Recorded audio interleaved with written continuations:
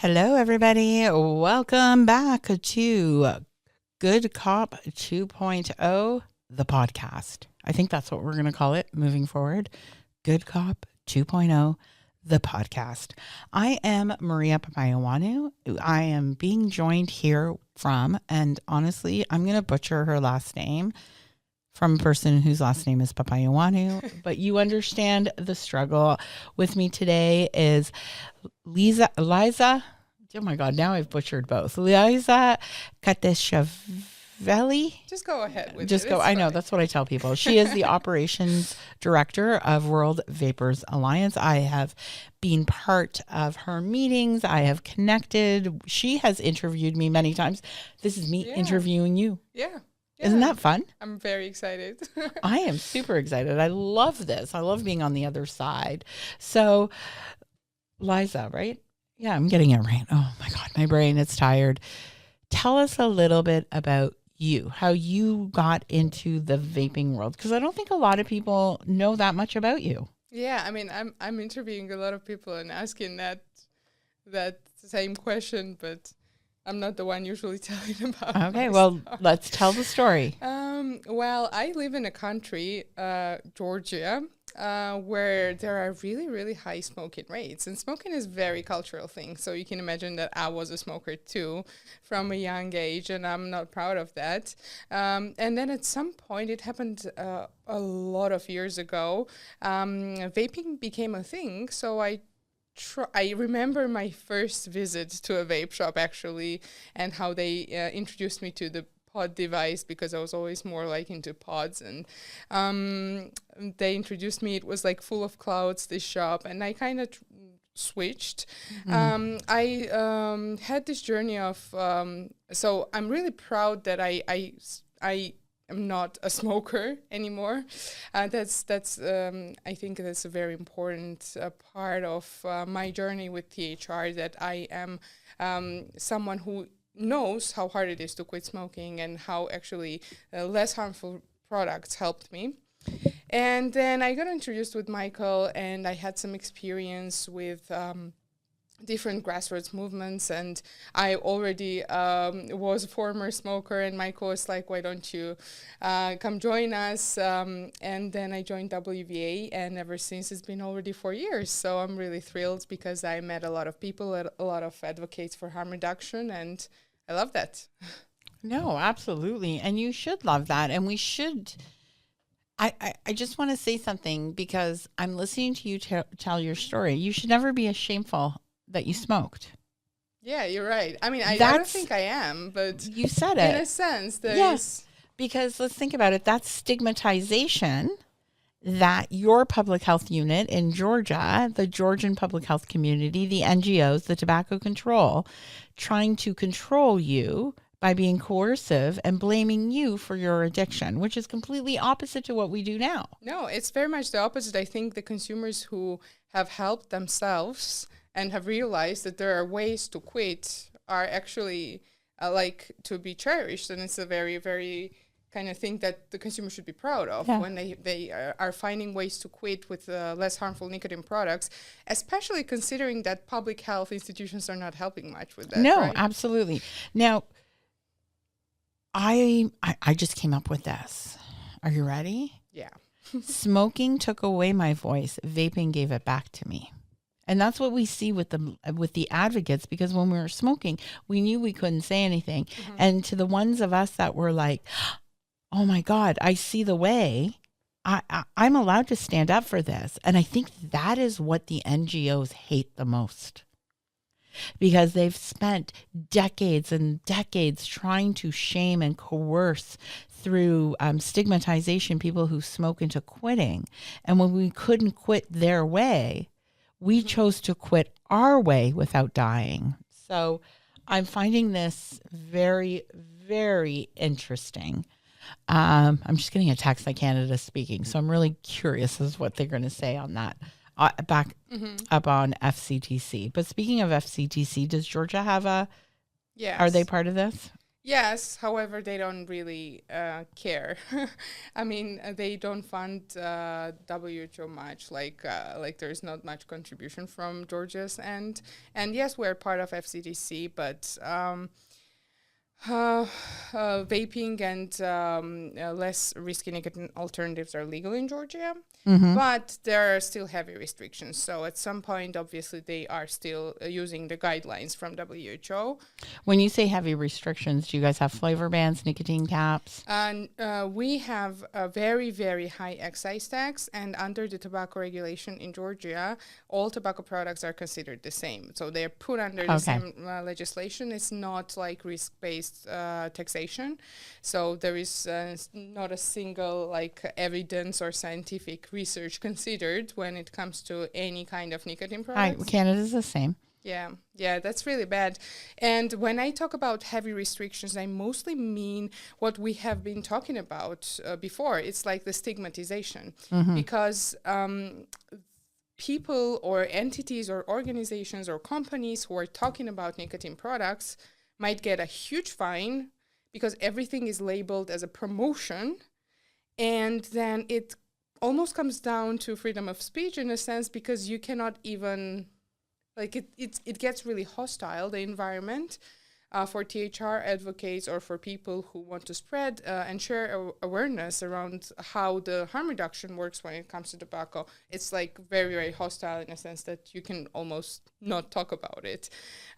So that part is quite heavily restricted. However, and also the fact that our public health institutions are not at all considering harm reduction as an approach, as a potential approach. And smoking rates are skyrocketing in Georgia. It's up to 30%. So we're not in a good situation to afford that type of kind of neglection of harm reduction. Well, they're following the FCTC, so they must be doing something wrong. Sorry, I just like to say that. Yeah, no, I because they are doing that wrong. So you talk about relative risk statements. We're not allowed to say those in Canada either. We have it's written in the law. If you sell a vaping product, I can say them as long as I'm not selling something.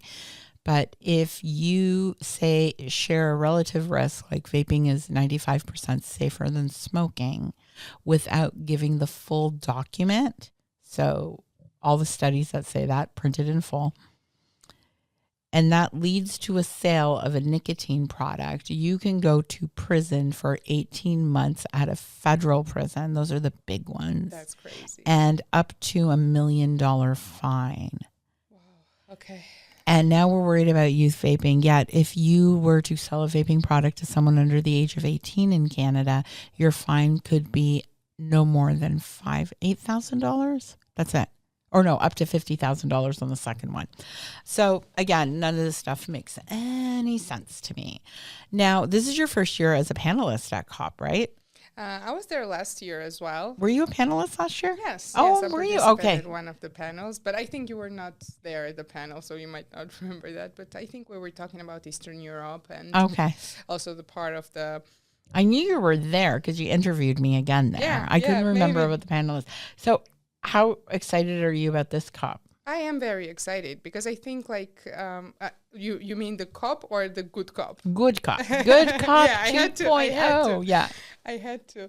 Well, I'm very excited because I think it's so important that consumers have a platform and our voices go somewhere and people can actually hear us. It's not like we don't exist or we don't have an argument or we don't have a perspective. It's that it's totally banned from WHO COP11 this year. So I think it's very important that so many people are here throughout these days, and they are proving the point that harm reduction is actually working, and there is a lot of science behind it. There is a lot of rationale behind it, and it's important that people listen to it and they know it. Not only just consumers, but also policymakers in different countries, and maybe some delegates too. I don't know. I hope so. If there was one message that you can give to the Georgia delegates, because they're there speaking on behalf of you, you're a resident, a citizen of Georgia, what would you want them to say and do? I would want them to act in the interest of consumers. I'm not sure how much hope can I have in delegates of Georgia. To be honest, right now there is a quite drastic political situation in my country. But generally, I would love all the delegates who are at COP11 to act in the interest of consumers and not to ignore the science. They don't have to listen to my subjective view on it, obviously, but what they have to do definitely is get acknowledged with all the scientific evidence there is, in my opinion. And it's a huge misconception and a myth that there isn't, which we should fight. And yeah, they should do what's better for public health. And we know, looking at the countries like UK, Sweden, and New Zealand, which approaches have been working, and looking at the countries which are following FCTC's guidelines and are more restrictive or prohibitionist, like, I don't know, India or Thailand or Brazil, where the smoking rates have been increasing.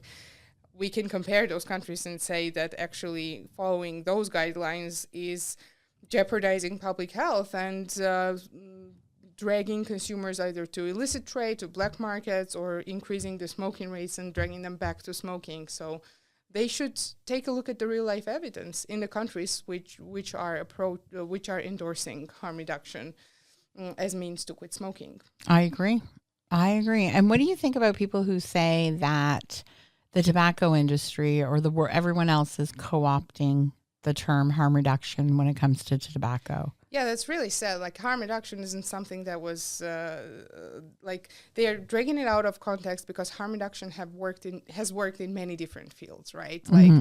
Like clean needles or condoms or even seatbelts. Like, many things in our life on a daily basis are part of harm reduction, where we approach consumers and people in non-stigmatizing or moralizing way and try to reduce the potential harms that they might have with their lifestyle. It's not our job to moralize them or stigmatize them or prohibit them from doing something or not. Like, I'm talking about adults, obviously. So harm reduction has worked in other fields, and I simply don't understand why cannot it be working with tobacco too. I agree, Liza, you don't understand. I 100% agree with you. Is that we're not co-opting a term. What we're trying to do is find the space within that term, because you can't co-opt something that belongs to the people. It belongs to people, and we can't co-opt something that belongs to us. Yeah. I mean, to me, it's really wild that public health institutions do not even have to come up with a huge or complex idea on how to endorse smoking cessation, because the science and the products and innovations are already there. All they have to do is they have to give a choice to consumers and give them freedom to choose for themselves, because it seems that consumers are smart enough to decide that they want to shift. Exactly. We're taking care of our own health. That's all that matters. Thank you so much. It is Liza. Oh my God, why I can't say your name today if my life depends on it. It's like 11 o'clock in Canada. She is wonderful. If I have worked with you since you first started. I have done things with the World Vaping Association over the years. You guys are wonderful. You guys do stuff. Not everybody agrees with all the stuff you do, but not everybody agrees with all the stuff I do. But I do see the passion and the commitment and the amount of sharing of information amongst other advocacy organizations. That's what I love the most, what you guys do. Absolutely. Was expecting a protest from you guys out here. Was very disappointed. We had a light show, though. Did you? Where'd you guys have? Yeah, we had a light show on WHO headquarters building. What, today? No, not today. Last week. Earlier, before COP, yes. And yeah, I mean, we try to project our message at least. Okay. But yeah. No, that's amazing. I brought my Vaping Saves Lives hat, so I'm going to maybe have it on during the panels. To spread the word. Exactly. Maybe I'll have it on during the panels. Anyways, thank you so much. Thank you for, and we're going to be on a panel together. Yes, I'm not telling you, I don't know what I'm going to ask. I'm going to finish that tonight, but we'll be good. 10 o'clock tomorrow morning is our panel. See you. Okay. Thanks, guys, for listening. And make sure you watch all the COP good COP activities. The link will be in the description. Have a good one.